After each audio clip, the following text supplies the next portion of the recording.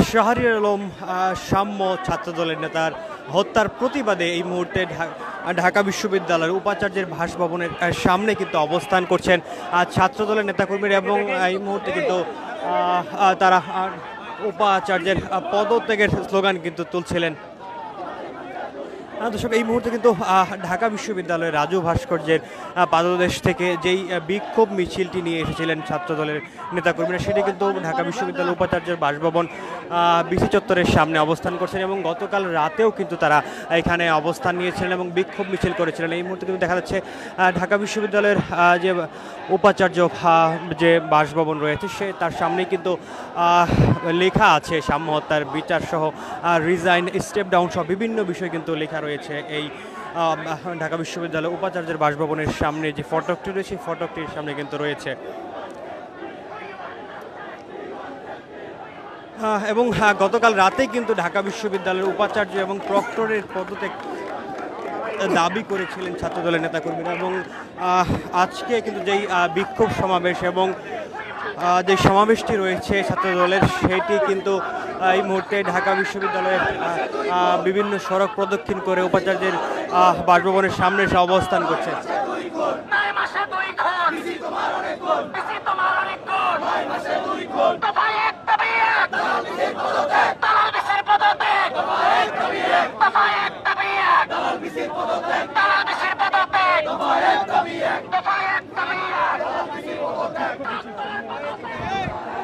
এই মুহূর্তে কিন্তু ঢাকা বিশ্ববিদ্যালয়ের উপাচার্য এবং প্রক্টরের পদত্যাগ দাবি করে স্লোগান দিচ্ছিলেন ছাত্রদলের নেতাকর্মীরা এবং একটি অংশ নেতাকর্মীদের একটি অংশ এবং ছাত্রদলের কেন্দ্রীয় সংসদের সভাপতি এবং সাধারণ সম্পাদক, এছাড়াও ঢাকা বিশ্ববিদ্যালয়ের যে ছাত্রদলের সভাপতি সাধারণ সম্পাদক রয়েছেন তারা কিন্তু বিসি চত্বরে যেই যাত্রী ছাউনি রয়েছে তার সামনে অবস্থান নিয়েছেন এবং তারা যেই বিক্ষোভ মিছিলটি নিয়ে এসেছিলেন সেই বিক্ষোভ মিছিলটি এই মুহূর্তে বিসি চত্বরের সামনে অবস্থান করছে।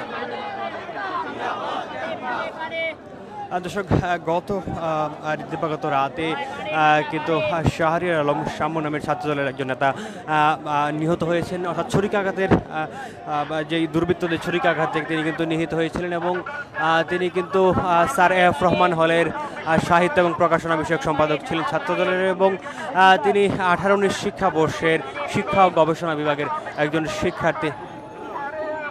এই মুহূর্তে কিন্তু ছাত্রদলের সভাপতি সাধারণ সম্পাদক অবস্থান করছেন বিসি চত্বরের সামনে এবং তারা কথা বলবেন, তাদের পরবর্তী কর্মসূচি ঘোষণা করবেন। দর্শক, আপনাদের জানিয়ে রাখি কিছুক্ষণ পর কিন্তু নামাজে জানাজা অনুষ্ঠিত হবে যে নিহত সাম্যের এবং তার লাশ কিন্তু এই মুহূর্তে রয়েছে ঢাকা মেডিকেল কলেজ হাসপাতালে।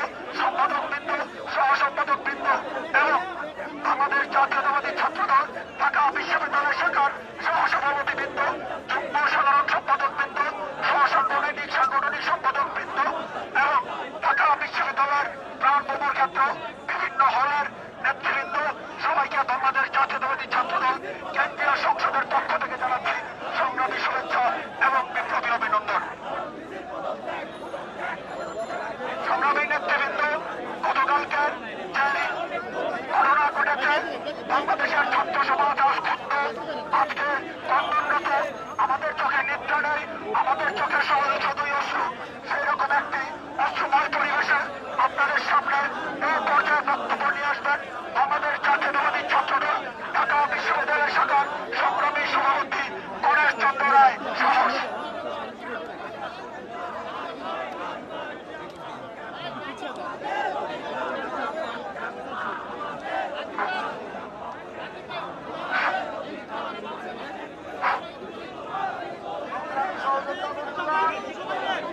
আপনারা জানেন গতকাল দিবাগত রাত 12টার সময় বাংলাদেশ জাতীয়তাবাদী ছাত্রদল ঢাকা বিশ্ববিদ্যালয়ের ঐতিহ্যবাহী সালজাদুর রহমান হল ছাত্রদলের সাহিত্য উপাসনা সম্পাদক জনাব শাহরিয়ার আলম শামুকে ঢাকা বিশ্ববিদ্যালয়ের মতো নিরাপদ জায়গায় হত্যা করা হয়েছে।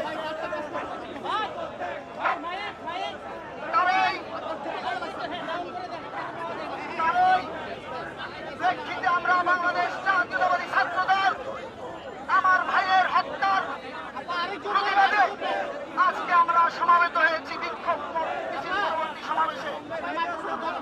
কিন্তু সহযোদ্ধা বন্ধুগণ, অত্যন্ত ভারাক্রান্ত হৃদয়ে বলতে হয় 5 আগস্ট পরবর্তী সময়ে ঢাকা বিশ্ববিদ্যালয় ক্যাম্পাসে একটি প্রশাসন নিয়োগ হয়েছিল।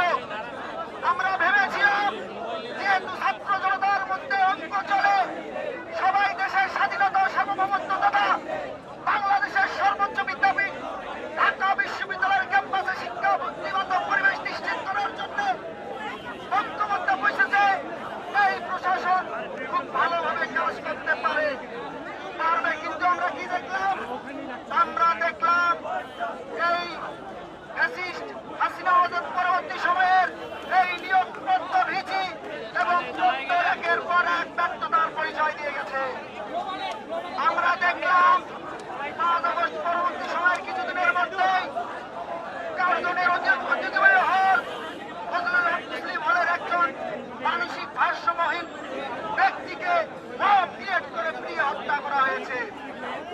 এর পরবর্তী সময়ে আমরা দেখলাম ফ্যাসিবাদের যে একটি ছবি ছিল বিএসসি সংলগ্ন রাজু ভাস্কর্যের মেট্রো রেলের পিলারে দিনে দুপুরে সেই ছাত্র জনতার গণঅভ্যুত্থানের আবেগের জায়গাটি যেখানে ছিল জুতা নিক্ষেপ করা হয়েছিল ফ্যাসিবাদের সেই গ্রাফিতিকে তা মুছে ফেলা হয়েছে প্রকৃতির উপস্থিতি নেই। তার পরবর্তীতে আমরা দেখলাম কিছুদিন আগে ঢাকা বিশ্ববিদ্যালয়ে যারা শিক্ষার্থী ভাই ও বোনেরা তারা বাসে যাতায়াত করে ঢাকা বিশ্ববিদ্যালয় ক্যাম্পাসের বাইরে তাদের বাসে হামলা করা হয়েছে। আমরা দৃশ্যমান আমরা একই ধারাবাহিকতা দেখলাম বৈশাখে চালুকলা কর্তৃক যে শোভাযাত্রা বের করা হয়, সেই শোভাযাত্রাকে ফলপ্রসূ করার জন্য হাসিনা আজাদের একটি প্রতীক বানানো হয়েছিল। কিন্তু এই নিরাপত্তা বাবায়ের মধ্যেও ফ্যাসিবাদের দোসররা কিভাবে ওটাতে আগুন লাগিয়ে দিল আমরা এখন পর্যন্ত দৃশ্যমান কোনো পদক্ষেপ দেখিনি। প্রিয় সহযোদ্ধা বন্ধুগণ, এতগুলো কথা উদাহরণ দেওয়ার উদ্দেশ্য লক্ষ্য একটি, এইসব ঘটনা ঘটছেই বলেই ঢাকা বিশ্ববিদ্যালয় ক্যাম্পাসে বিভিন্ন ধরনের মব তৈরি করে সাধারণ শিক্ষার্থীকে বিভিন্নভাবে তোমার মধ্যে খেলা সম্ভব হচ্ছে। তার ওই ধারাবাহিকতায় আমাদের প্রিয় সহযোদ্ধা সম্পূর্ণ হত্যাকাণ্ডের শিকার হয়েছে। প্রিয় সহযোদ্ধা বন্ধুগণ, আজকের এই সমাবেশ থেকে আমি উচ্চারণ করতে চাই, আমরা গতকালকে সাম্য হত্যা পরবর্তী সময়ে একটি তাৎক্ষণিক মিছিল করে এটি সমাবেশ করেছিলাম। আমরা বলেছিলাম এই ভিসি এবং প্রক্টর কখনো তার ব্যর্থতার দায় ভার এড়াতে পারে না। অনতিবিলম্বে তাদের পদত্যাগের দাবি জানিয়েছিলাম। আমরা বাংলাদেশ জাতীয়তাবাদী ছাত্রদল যেহেতু সবসময় সহিষ্ণুতার রাজনীতি করি, ক্যাম্পাসগুলিতে যাতে শিক্ষার্থীগত পরিবেশ নষ্ট না হয় সেজন্য সচেতন থাকি। আমরা এখন পর্যন্ত সহিষ্ণুতার আচরণ করে যাচ্ছি। আজকের এই সমাবেশ থেকে আমি আবারও উচ্চারণ করছি, আগামী কয়েক ঘন্টার মধ্যে আমরা দৃশ্যমান যদি কোনো পদক্ষেপ না দেখি, বর্তমান যে প্রশাসন ঢাকা বিশ্ববিদ্যালয়ের সেই প্রশাসন অবশ্যই ইন্টারিম গভর্নমেন্ট কর্তৃক নিয়োজিত প্রশাসন। আমরা গতকালের